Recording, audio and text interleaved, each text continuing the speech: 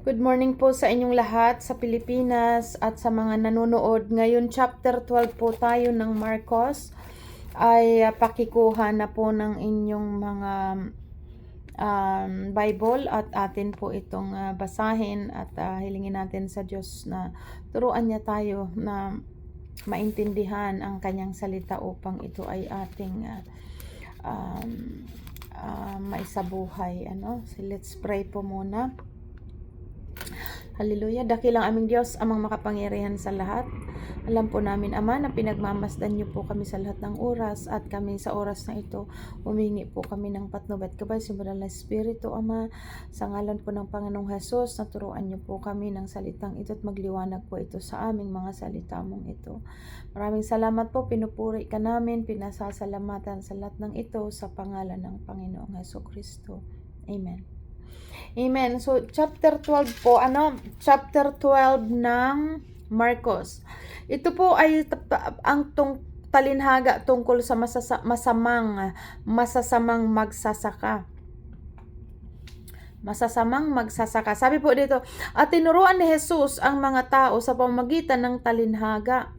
Sinabi niya, may isang taong nagtanim ng ubas sa kanyang bukid.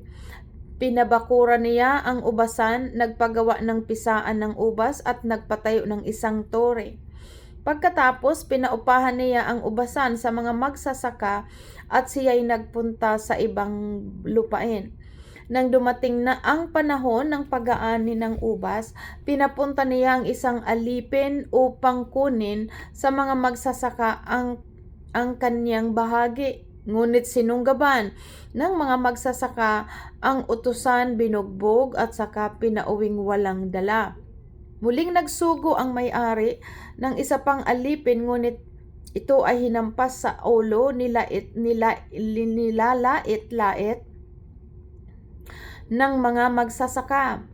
Nagsugo na naman ang may-ari ng isa pang alipin, ngunit pinatay naman nila ito. Ganon din ang ginawa nila sa marami pang iba. May binugbog at may pinatay. Hindi nagtagal,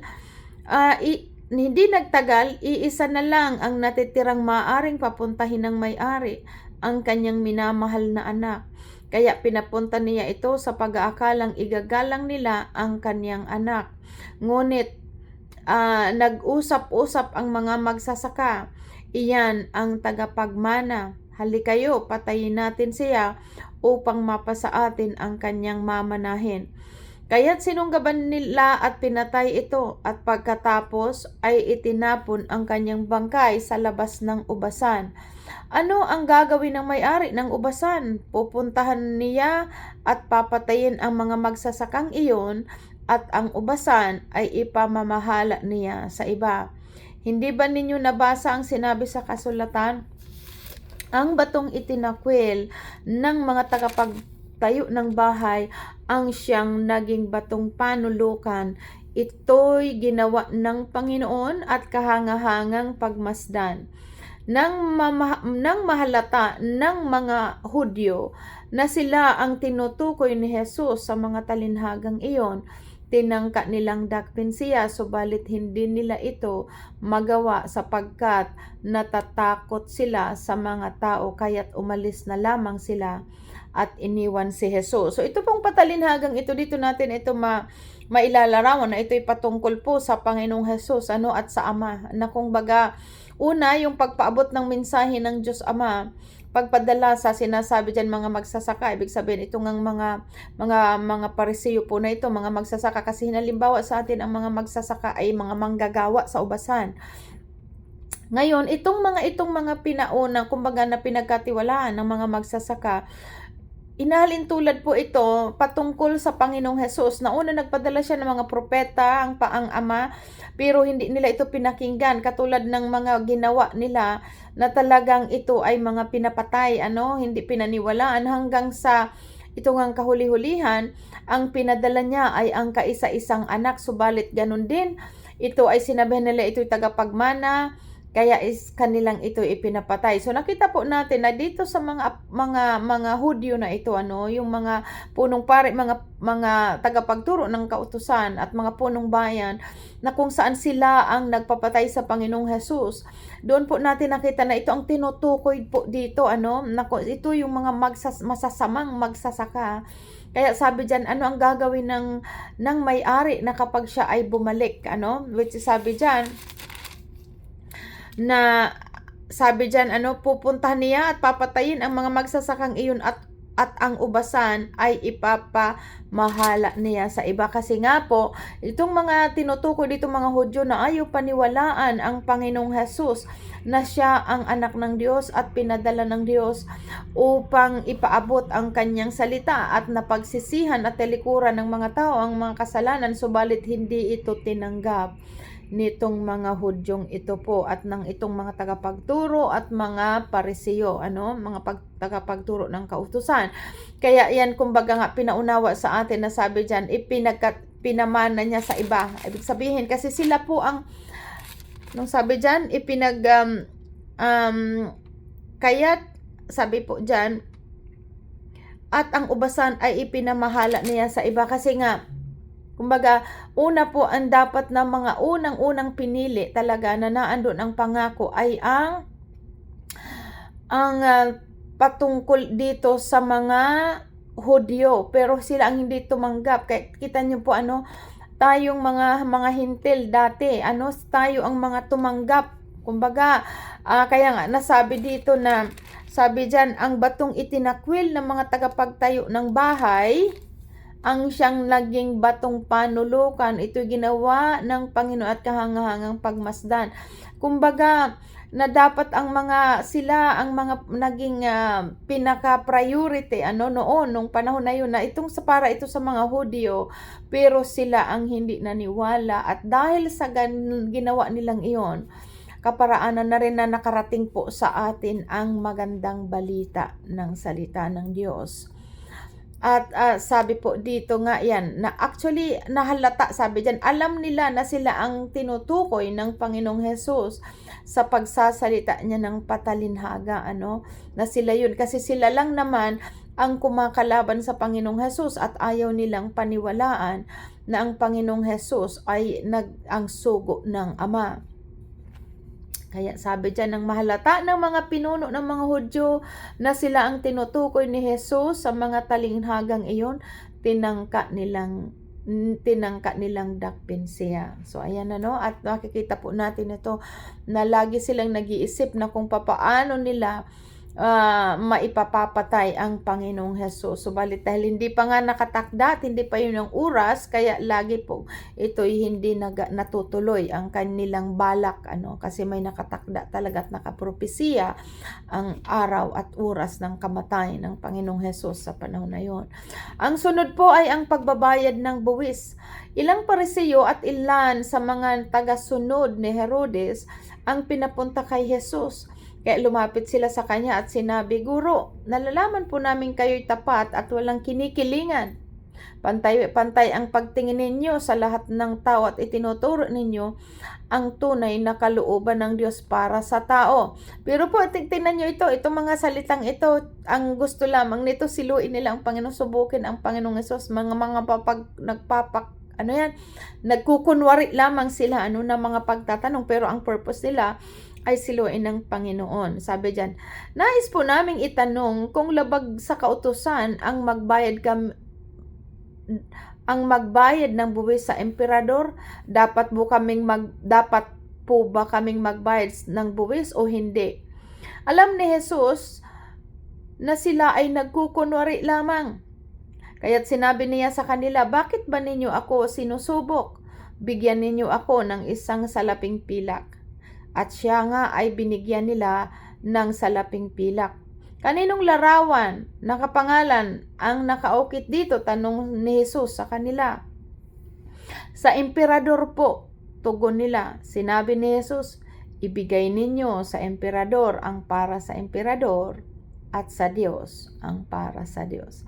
At sila'y labis na namangha sa kanya. Ayan, Hindi sila po, itong mga pariseyong ito, hindi sila talaga nakakalusot, kasi kung ano-anong mga iniisip nilang pagparatang sa Panginoong Hesus ng kung anong kasinungalingan, pero talagang wala silang maibato, hindi nila mapatunayan o hindi nila masalungat talaga ang Panginoong Hesus. Ang sunod, ang tanong tungkol sa muling pagkabuhay. Ito naman, may ilang Sadusiyo na lumapit kay Jesus upang magtanong. Ang mga ito ay nagtuturo na hindi na muling mabubuhay ang mga patay. Sinabi nila, Guro, isinulat po ni Moses para sa atin, kapag namatay ang isang lalaki at naiwang walang anak ang kanyang asawa, ang kapatid na lalaki ay dapat pakasal sa biyuda upang magkaanak sila para sa namatay. Mayroon pong 7 magkakapatid na lalaki. Nag-asawa ang panganay, subalit siya ay namatay na walang anak. Pinakasalan ng pangalawang kapatid ang biyuda, subalit namatay rin ang lalaki na walang anak. Ganon din ang nangyari sa pangatlo. Isang napangasawa ng babae ang 7 magkakapatid at silang lahat ay namatay na walang anak. Sa kahuli-hulihan, ang babae naman ang namatay. Kapag binuhay na muli ang mga patay sa araw ng muling pagkabuhay, sino po sa 7 magkakapatid ang kikilalaning asawa ng babaeng iyon? Sapagkat silang lahat ay napangasawa niya. Sumagot si Jesus, Maling-mali kayo dahil hindi ninyo nauunawaan ang itinuturo ng kautusan. Talaga pong hindi nila naunawaan, Kasi sabi po dito ng Panginoong Hesus, hindi ninyo nauunawaan ang itinuturo ng kautusan at ang kapangyarihan ng Diyos. Sa muling pagkabuhay, ang mga tao'y hindi na mag-aasawa.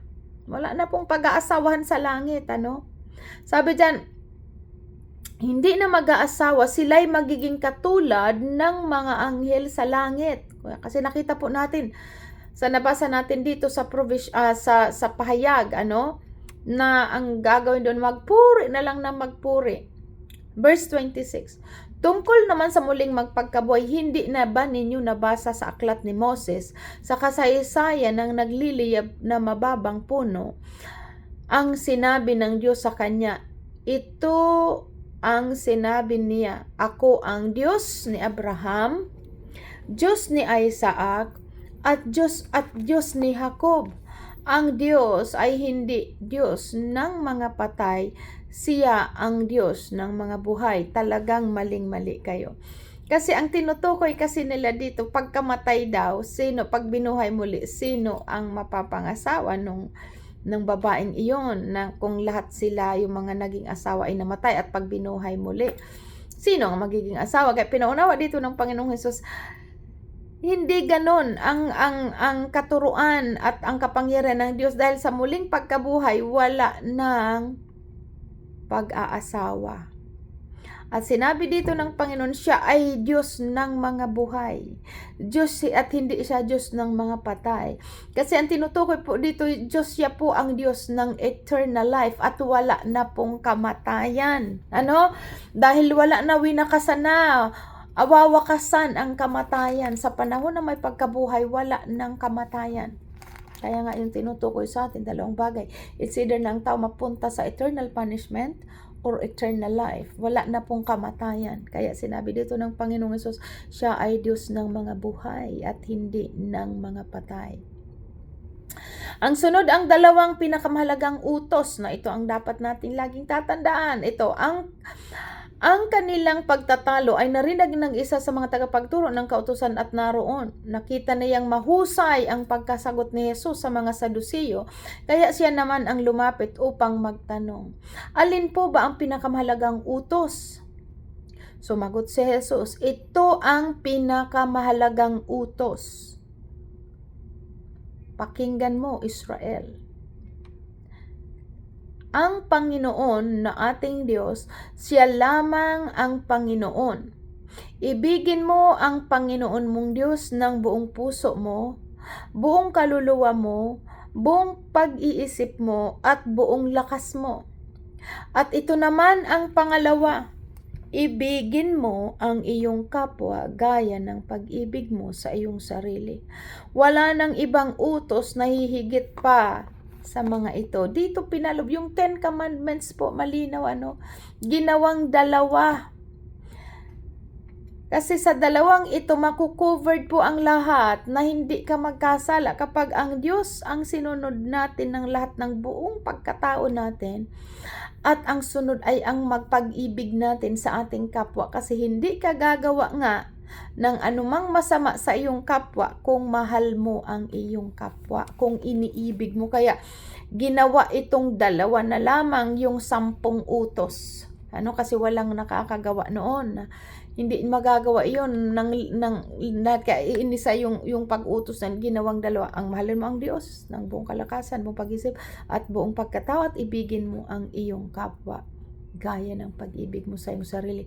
Dahil papagmahal natin ang Diyos, susundin natin ang kanyang utos.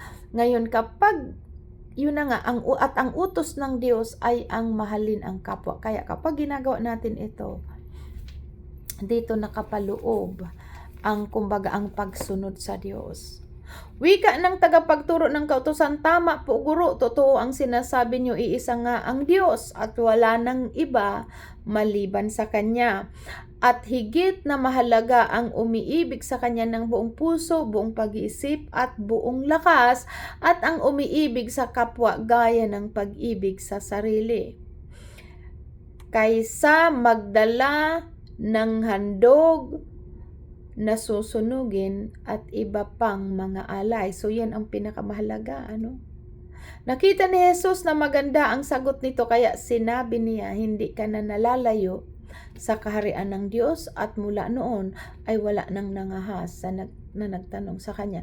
So itong sagot nitong sumagot na ito po, sabi ng Panginoong Jesus, na maganda ang kanyang sagot. Kaya kumbaga nagkaroon siya ng kaunawaan na ito nga ang mahalaga, kasi sabi niya mas sigit na mahalaga ang pagsunod sa Diyos at pag-ibig sa kapwa kaysa sa anumang mga handog. At dito nagkaroon siya ng wisdom, kaya sinabi ng Panginoong Jesus, hindi ka nalalayo sa kaharian ng Diyos, kasi nauunawaan niya po.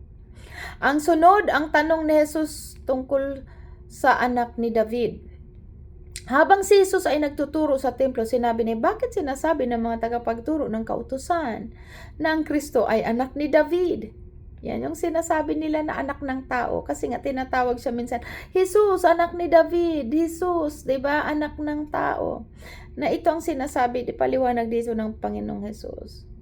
Hindi ba't si David na rin ang nagpahayag ng ganito nang siya'y gabayan ng Espiritu Santo? Sinabi ng Panginoon, sa akin, Panginoon, maupo ka sa kanan ko at sa kanan ko hanggang lubusan kong mapasuko sa iyo ang mga kaaway mo. Si David na rin ang tumawag sa kanyang ng Panginoon, paano niya magiging anak? Siya magiging anak ni David. Kasi po may mga sinasabing anak ni David, 'di ba?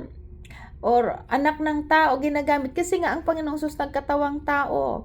At ang Panginoong Jesus ay ipinanganak nung siya po ay naging tao. Si Maria at si Jose galing sa angkan ni David.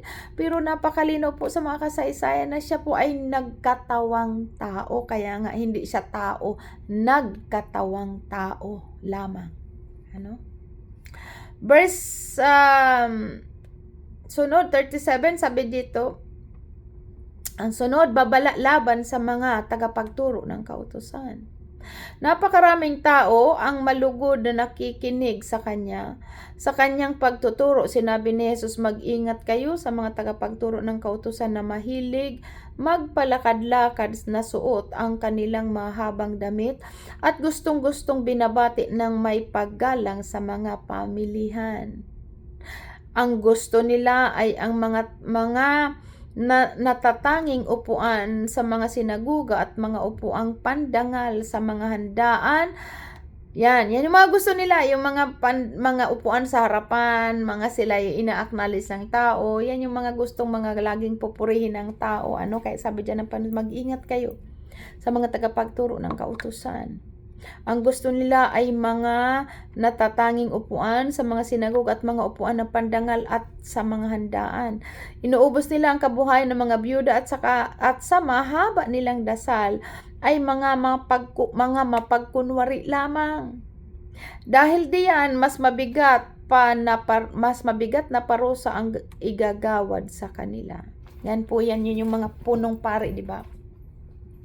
Mga tagapagturo ng kautusan, mga Pariseo, nagsusuot sila ng mga habang damit para i-acknowledge ng tao. Ito yung mga relihiyoso, mga banal-banal, pero kita nyo po, sila pa ang nagpapatay sa Panginoong Hesus at sila ang mga tagapagturo ng itinuturo nila na nasa 10 utos, huwag kang papatay, huwag kang magsisinol, huwag kang magdaraya, pero sila pa ngayon ang mga gumagawa ng ganoon. Kaya sabi ng Panginoon Hesus, maging maingat kayo sa mga tagapagturo ng kautusan, na mga mapagkunwari lamang. Verse 41, ang kaloob ng biyuda. Naupo si Jesus sa tapat ng hulugan ng mga kaloob sa templo at pinagmasdan ang mga naghulog ng salapi. Napansin niyang maraming mayayaman ang naguhulog ng malalaking halaga. Lumapit naman ang isang biyudang dukha at naghulog ng 2 salaping tanso. Tinawag ni Jesus ang kanyang mga alagad at sinabi sa kanila, sinasabi ko sa inyo, ang inihandog ng biyudang iyon ay higit na marami kaysa inihulog nilang lahat. Sapagkat ang lahat ay nagkakalob ng bahagi lamang ng kanilang kayamanan. Ngunit ang ibinigay ng babaeng iyon, bagamat siya ay dukha, ay buo niyang ikinabubuhay. So, makatarungan po ang Panginoon. Suri niya ang puso ng tao. Yung mga nagbigay, mayayaman, napakarami nilang magbigay, sabi dito. Pero sobra-sobra lang iyon sa kanila, kaya nila binigay. Pero itong babaeng biyudang ito, na yun na nga lang ang kanyang kabubuhay, ibinigay niya pa inalay niya pa. Kaya mas higit pang nalugod sa kanya na sa babaeng balong ito, mas higit siyang kinalugdan ng Diyos dahil ang ibinigay niya ay kumbaga yung pinakahuling-huli ng kanyang ikabubuhay. Inialay niya yon. Kaya si Lord, totoo po, hindi siya nakatingin sa gaano ang laki ng ibinibigay, kundi si Lord ay nakatingin sa puso at motibo ng tao. Nakita po natin dito, buong buo ibinigay niya sa Panginoon yung kung anong meron siya. Pero itong mayayaman, mga sobra-sobra lang iyon sa kanilang kayamanan. Although malalaki, pero mas kinalugdan ng Diyos yung 2 tanso na inibinigay na kaloob ng babae dahil yun na nga lang ang kanyang ikabubuhay, hindi niya pa ipinagkait sa Panginoon. Kaya siya ang mas kinalugdan. Amen. So, purihin po ang Diyos sa kanyang mga salita. Nandito ako ngayon, kararating lang po namin dito sa Orlando, sa hotel, although wala pa akong tulog, galing Canada. But salamat sa Diyos at nagawa ko po itong message. At God bless everybody sa Nueva Ecija, sa Paco, mga baguhan, datihan, at ganun din po sa Labo, Camarines Norte, at lalo na po dyan sa Barangay Salvacion. Magandang umaga po sa inyong lahat. God bless at patuloy po tayong manatili sa salita ng Diyos. Amen. Bye-bye.